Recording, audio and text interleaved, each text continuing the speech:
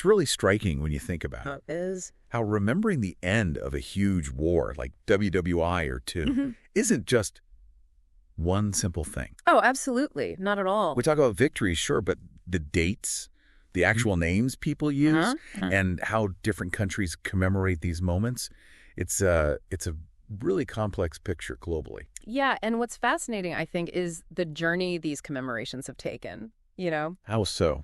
Well, many started as a very specific acknowledgement, right? Like an armistice ending the fighting. Okay. But they've sort of evolved since then, taking on broader meanings in different places. Exactly. And that evolution, that's really what we want to dive deep into today. Sounds good. We've looked at historical accounts, the background on Armistice Day, VE Day, VJ Day. Right. And also some really current news out of the U.S. Yeah. about potential changes to how these big moments are remembered. Okay. So our mission really is to kind of unravel how things changed over time and maybe figure out the significance behind these proposed shifts now. And if you look at the bigger picture, I mean, there's such a strong link between how a nation remembers its past and its identity today. Totally. The names we choose for these days, the specific dates we mark on the calendar, it all feeds into the story a nation tells about itself. Okay, so let's start with World War I then. Unpack that a bit. Let's do it. Most people have probably heard of November 11th, right? 1918. 1918. The 11th hour of the 11th day of the 11th month. That's when the armistice was signed. In Compiègne, France, between the Allies and Germany. And that agreement, it basically stopped the fighting on the Western Front. Yeah, and it's important to make a distinction here, I think. What's that? An armistice is basically a truce. It stops the shooting. Right. But a surrender is more like admitting defeat completely, and a peace treaty is the formal legal end to the war. Okay. So the armistice in 1918 was huge, obviously, but technically the state of war didn't end until the Treaty of Versailles was signed. That was later, June 1919. Okay, got it. So November 11th, Armistice Day, becomes this really significant date, but initially it's laser focused on just the end of the fighting. Pretty much. And the first official commemoration that happened where... That was at Buckingham Palace in London, November 11th, 1919. And it included that very moving 2-minute silence, didn't it? It did. A way to collectively remember, the immense loss, but also those who survived. A powerful symbol. Very. And similar ceremonies, often built around that moment of silence for the WWI dead, started popping up in other allied countries during the interwar years. Any examples? Well, you see unique things, too, like the memorable Order of Tin Hats in South Africa. They developed their own traditions around this commemoration. Interesting. Now, here's where things start to shift a bit. Mm-hmm. Over time, the focus of November 11th begins to change in quite a few countries. Right. Either before or, more often, after World War II. People started thinking, maybe this day should be broader, to include all veterans, not just WWI vets. Exactly. So the Commonwealth nations, like Canada, Australia, New Zealand, they mostly adopted the name Remembrance Day. Canada led the way on that. Remembrance Day. And it reflects, I think, a growing awareness of the sacrifices made by service members across different conflicts. Makes sense. The shared experience of war, maybe. Probably. That feeling likely pushed for a more inclusive kind of remembrance. You'd probably find details on the debates in, Veterans Affairs archives from that time. And the United States, what happened there? Well, the U.S. made a formal change in 1954.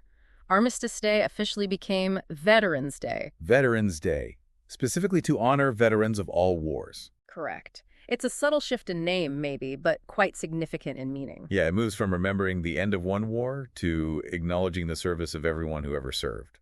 And you also see how different national histories shape these things, right? How so? Like Italy, they celebrate the armistice they signed with Austria, which was on November 4th. They call it National Unity and Armed Forces Day. A different date entirely. And Poland.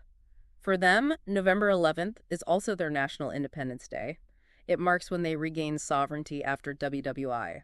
So the date has a dual meaning. Wow. Okay, lots of layers there. Definitely. So let's pivot now to World War II.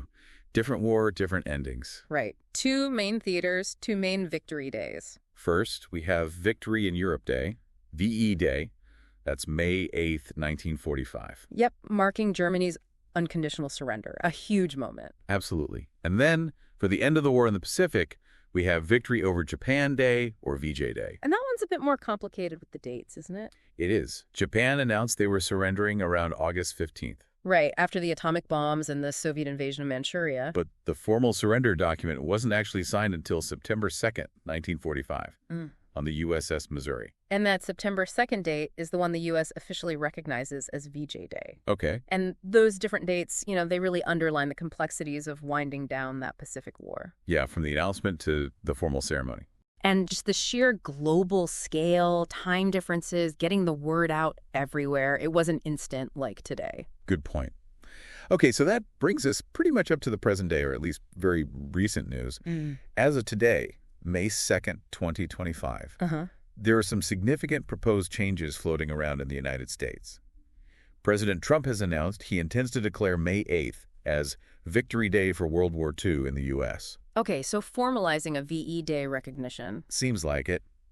And, maybe more strikingly, he also plans to rename Veterans Day, November 11th. The day honoring all veterans. As Victory Day for World War I. Wow, okay, that is a notable potential shift. Yeah, because right now the U.S. doesn't actually have a specific federal holiday just for the end of WWII.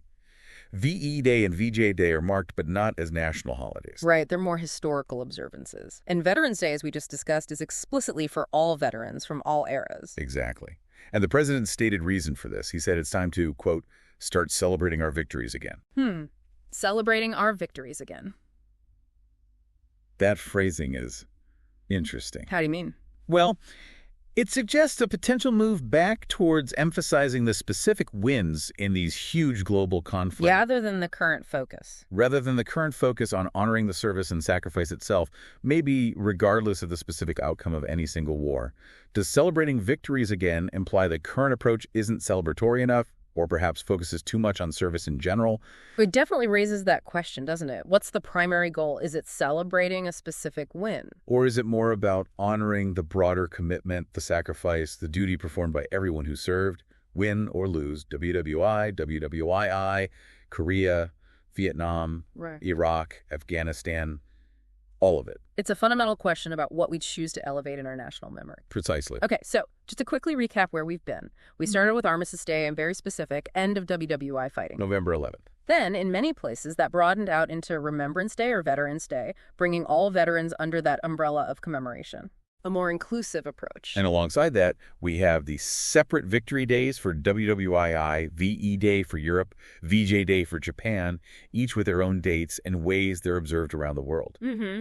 And now, potentially, in the U.S. at least, we're seeing this proposal from President Trump to create specific victory days for each world war. Yeah, renaming Veterans Day back to something WWI specific and elevating VE Day, it could signal a move away from that unified honoring of all veterans on November 11th and maybe put more focus back onto the successful conclusions of those two major wars individually. So it leaves you, the listener, with something to think about, really. What does it actually mean for a nation to remember the end of a war? Right. Should the main focus be on the victory itself?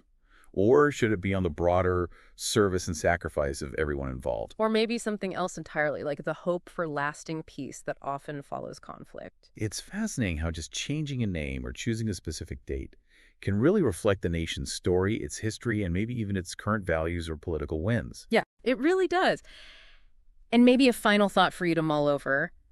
How do other countries, maybe ones we didn't even touch on today, remember these huge historical moments? Good question. What do their traditions tell us about their national identities, the lessons they took away? Because the way we choose to remember, well, it's never really set in stone, is it?